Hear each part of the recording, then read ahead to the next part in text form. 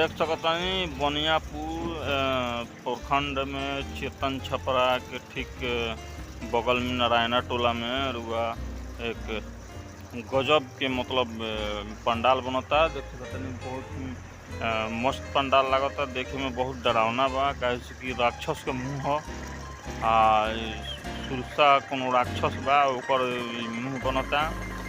देख सकतानी बहुत ही दर्दनाक और डरावना दृश्य पावे। तो दुर्गा पूजा में अब फिर चेतन छपरा से 1 किलोमीटर पूरब साइड में तो देख सकतानी बहुत ही बिजोर मतलब नारायणा टोला के गांव में पड़ेला।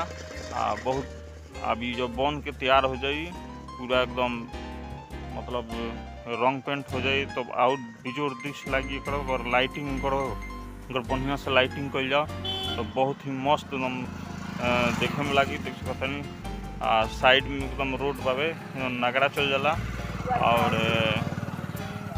इस साइड में देखें तो ठीक चेतन छपरा मोड़ पर चल जाला अनेक और नगरा चल जाई और ठीक बगल में एगो स्कूल बावे। स्कूल के जस्ट इस साइड राक्षस के मुँह बनता। मतलब बहुत ही बिजोड़ कह सकतानी कि अपना मतलब गांव देहात में भी अब ऐसा पंडाल बने लगल। अब जैसे फुटानी बाजार पर डायनासोर बनता तो यहाँ राक्षस के मुँह बनता।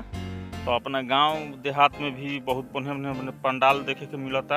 बहुत मतलब कलाकारी देखे के मिलता। अच्छा कलाकार लोग अब अच्छा डिजाइन में पंडाल बनवाता ताकि अच्छा लगे और लोग दूर दूर से आवे और वो लोग आएम लोग देखे में लोग बहुत बढ़िया लगता है। जो दृश्य हमको एक बार जरूर आएम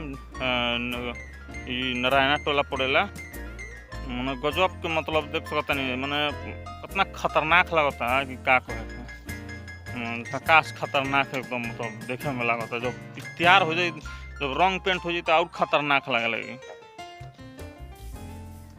अभी तो खाली मतलब एक मैंने बोरा वोरा जैसे लौकता जैसे पेंट सेंट अभी नहीं बोलता बोरा सोरा लौकता लेकिन पेंट हो जाए तो कुछ ना बुझाई कि बोरा बाकी का सीमेंट उमेंट से लागू हो जाए में तब क्लियर हो जाए।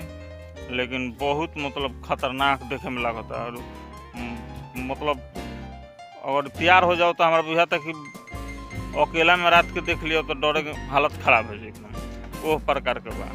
तो ये सब मतलब पंडाल जौन बा लड़का छोट लड़का बड़न सब उनके देखे लायक बा।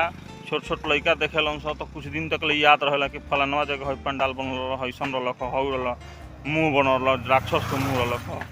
तो ये सब मेला अगर घूमे के बाद तो सकरो मेला घूमे में एक बार यहू जब आएम कि ना अब आके देखे में बहुत बढ़िया एकदम बहुत झकास लगता देखे में। अभी तैयार हो जाए तो और झकास लगे।